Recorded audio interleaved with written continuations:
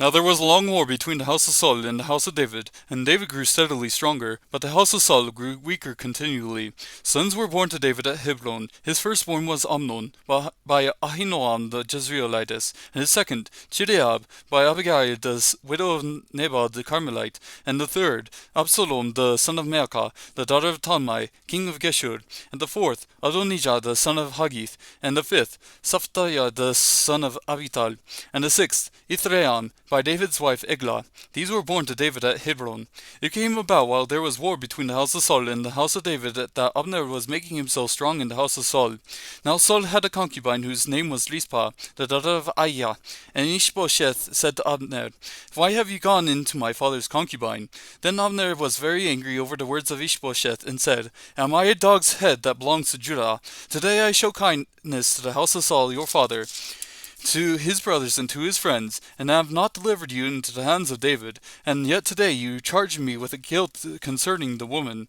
May God do so to Abner, and the more also, if as the Lord has sworn to David, I do not accomplish this for him, to transfer the kingdom from the house of Saul, and to establish the throne of David over Israel and over Judah, from Dan even to Beersheba.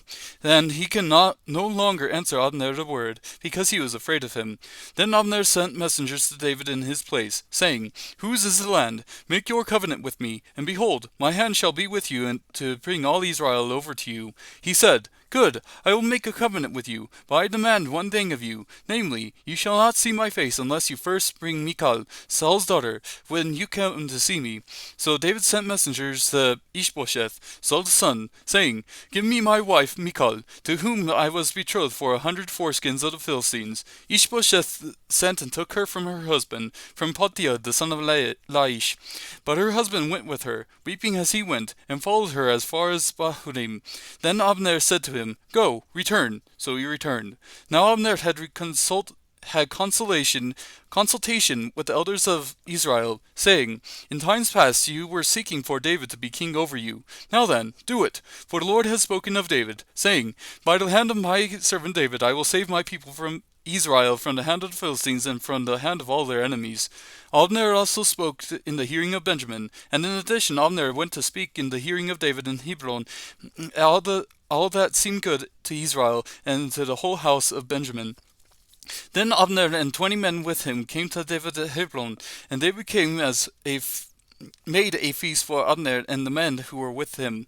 Abner said to David, Let me arise and go and gather all Israel to my lord the king, that they may make a covenant with you, that you may be king over all that your soul desires. So David sent Abner away, and he went in peace. And behold, the servants of David and Joab came from the raid, and brought much spoil with them. But Abner was not with David in Hebron, for he had sent him away, and he had gone in peace. When Joab and all the army that was with him arrived, they told Joab, saying, Abner the son of Ner came to the king, and he has sent him away, and he has gone in peace. Then Joab came to the king and said, What have you done? Behold, Abner came to you. Why then have you sent him away, and he is already gone? You know Abner the son of Ner, that he came to deceive you and to learn of your going out and coming in, and to find out all that you are doing. When Joab came out from David, he sent messengers after Abner. They brought him back from the well of Sirah, but David did not know it. So when Abner returned to Hebron, Joab took him aside into the middle of the gate to speak with him privately, and there he struck him in the belly so that he died on account of the blood of Asahel his brother. Afterward, when David heard it, he said, I and my kingdom are innocent before the Lord forever if the blood of Abner the son of Ner. May it fall on the head of Joab and on all his father's house, and may there not fail from the house of Joab one who has a discharge, or who is a leper, or who takes hold of its distaff, or who falls by the sword, or who lacks bread.